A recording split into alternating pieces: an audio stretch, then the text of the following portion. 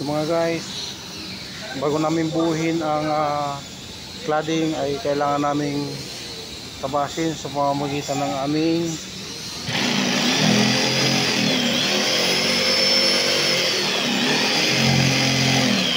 so, and then after that magsusukat kami ng backing na kagaya ng ginagawa ng mga tao namin.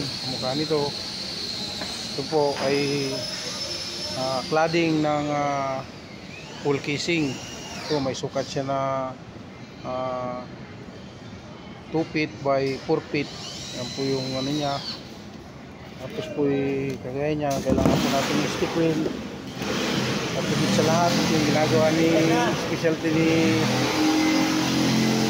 Boss Palisok, yun po, kailangan naka-curve siya para magandang tingnan pagdating dun sa area ng curving. Yan, magandang pagkagawa namin mga loads. Ito na po ngayon kakabit namin. Ito na po ngayon kakabit namin. Yan. And then after that po, ito yung aming gamit na tools barina. Ito po ay cordless at higit sa lahat kahit saan mo dalhin pwede. Kahit po yan po, yan. Yan po yung mga ginagawa ni ng tao namin. Yan, kailangan may stick wheel. So binubuhat na para itornilyo, para i-black screw, para matibay. Yan mga loads. Yan. Yan, higit sa lahat, nagtabas-tabas po kami ng aming bracket. Ito po 6 cm po ang lapad niya at ang haba is 4 feet. Kung ano namin, mga loads. Yan o. Yan, ginagawa ng tao namin is wood screw na 1 in 1/2 para matibay siya. Ayan po po. Yan po mga guys. Yan po, simple lang mga guys. Basta sipag lang ang ating gawin. Yan mga guys. So, mga guys, support nyo guys ang aking pag-vlog guys. Ito yung mga gawa namin buting engineer. Break time kasi ngayon, kaya nagpa-vlog ako, break time.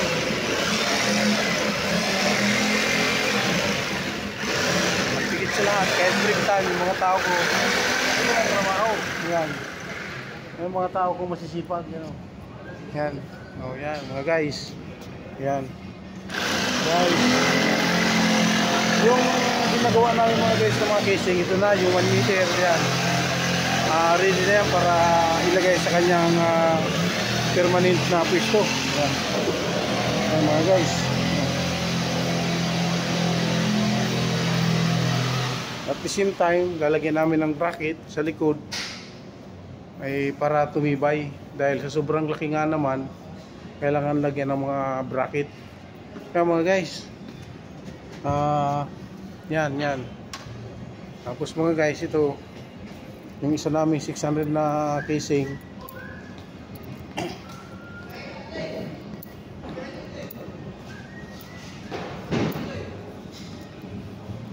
Ito mga guys, yan po naputian na. So ito guys, yung itong bracket na ito guys, ito ngayon isisiksik yung shelves na gagamitin. Yan, ito isisiksik. Para ang sukat po nito is 60. Ito po 60 na yan. Yan. Ito po ang distansya na is 60. Yan po yung shelves na ilalagay. Yan po ready na yan sa lagyan ng pati, automotive lacquer pati. Yan po. Dalawa po yan. Yung iba po